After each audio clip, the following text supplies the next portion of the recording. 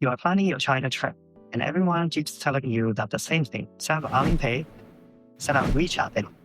No, you actually need both. And now you are thinking, which one is actually better for tourists? Which one is easier to set up? And do I really need both? And what if I don't have either of them set up? Would I end up in a situation where I cannot pay for anything? In this video, I'm going to help you navigate these two major payment wallets, WeChat Pay and Alipay. What's different? What is easier? And what will still cause problems? And what I personally recommend if you want the smoothest trip possible. Alright, explorers, time to project it. Hello, my name is Lee, and this channel is here to help travelers to China with less frictions.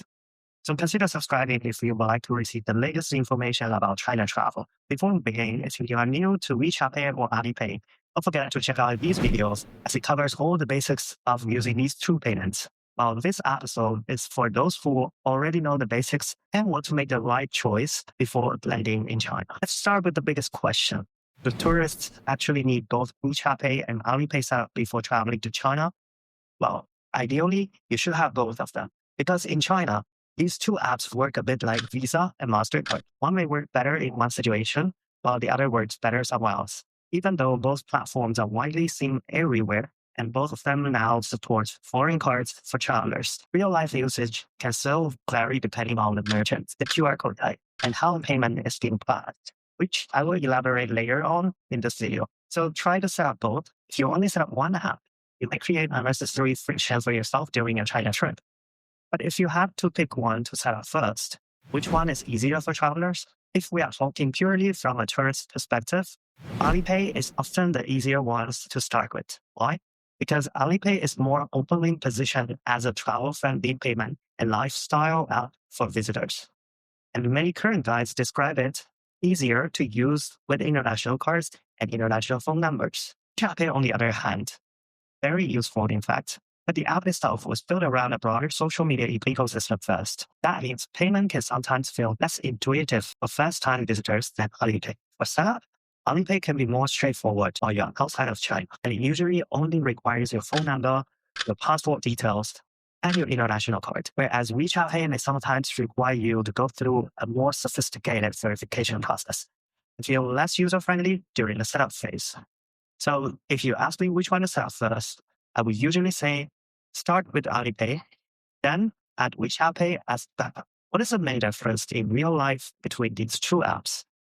In daily life, WePay feels more like a wallet, a payment tool, a transport card, and a mini app. What do I mean by that? As a wallet, it links to your payment card and lets you pay directly through the app.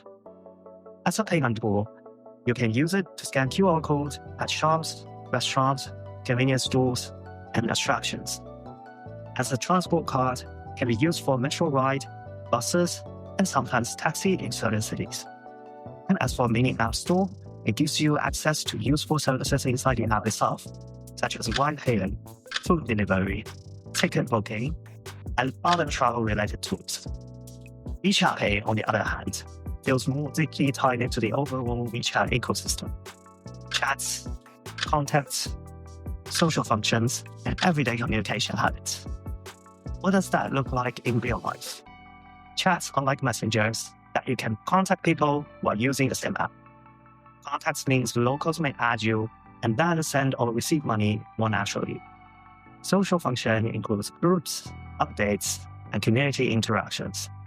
Everyday communication habits mean many people in China already live inside WeChat for live messaging and payments. For tourists, that means Alipay may feel more cleaner for travel use, while WeChat Pay becomes especially useful because so many locals already use WeChat for everything, especially if you want to get further into Chinese community and daily life.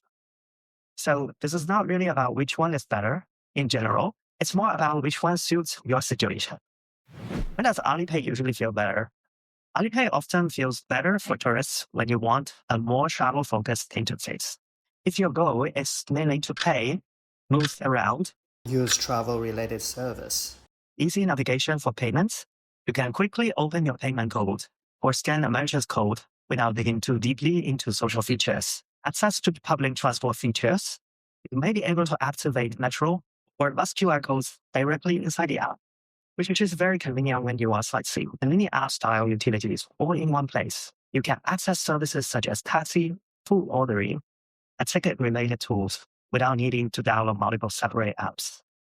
So if your priority is, I just want to land in China and make my trip smoother, and your payment activities are mainly shopping, food, taxis, metro, and buying tickets, Alipay usually feels like the easier starting point. Now, let's be fair. WeChat Pay can still matters because sometimes a merchant may only offer WeChat Pay, especially in more rural areas. Some transactions may work more smoothly there. And if your activities with China require peer-to-peer transfer, WeChat Pay can become very useful because it is strongly tied into the messenger app WeChat itself. So if your focus while you're in China includes communicating with locals, joining local groups, and taking part in local activities, then having WeChat Pay ready makes a lot of sense. For example, if a local friend wants to send you money, if you're joining a group activity where people communicate inside WeChat and collect payments within the group, or if you're dealing with a small local setup where people naturally use WeChat for everything, then WeChat Pay becomes more relevant. So the goal is not to replace one with another. The goal is to reduce payment friction. Now that you probably figured out which payment app works better for your needs, here's the truth that most setup videos don't explain clearly enough. Even if both apps set up correctly, both can still run into smaller problems. You get to the payment point, and it just doesn't work. The main problem is often the type of wallet you have set up. If you use a non-Chinese bank account linked to your wallet, which is often the case, also app may have restrictions on peer-to-peer transactions. Again, this is not always your problem. Sometimes it is the merchant's setup. The merchants in China may use a personal account to receive payment instead of a business account, which means you are actually transfer money into their personal account instead of paying to a business. In this case, you have two methods. One, paying cash instead, Or using wallet balance payment instead. there are different ways of collecting wallet balance, such as through peer-to-peer transfers of your friend, or by visiting one of the payment support desks at the airport when you first land in China. So don't expect either of the app to be perfect 100% of all time. I understand the frustration when your payment doesn't go through, or when your peer-to-peer transfer shows that your account is limited for different reasons. My advice is to use a website like this to test your WeChat Pay and Alipay with a small amount before your trip, so that you can avoid inconveniences and always have a little bit of cash as a backup. Please also note that in China, merchants cannot deny cash payments. The only inconvenient part is they may not have enough change for your purchase. Therefore, always carry some smaller notes and changes with you, in case your payment app do not work well with all types of QR codes. So, what do I personally recommend? If I were to prepare a trip to China, this is exactly what I would do. First, set up Alipay while I'm outside of China. Second, set up WeChat Pay. If there is any difficulty during the step, I would do it after I landed in China. Third, test both before flying if possible. Fourth, bring a backup bank card. And last but not least, carry a small amount of Chinese yuan cash. That gives you the safest and smoothest setup, because the smartest payment strategy in China is not choosing one app like it's a football team. It's building a practical system that works well and playing a fail. That's all for today. If you found this video helpful, don't forget to check out my free trip guide, link in the description box down below. Project out for today. I will see you in the next one.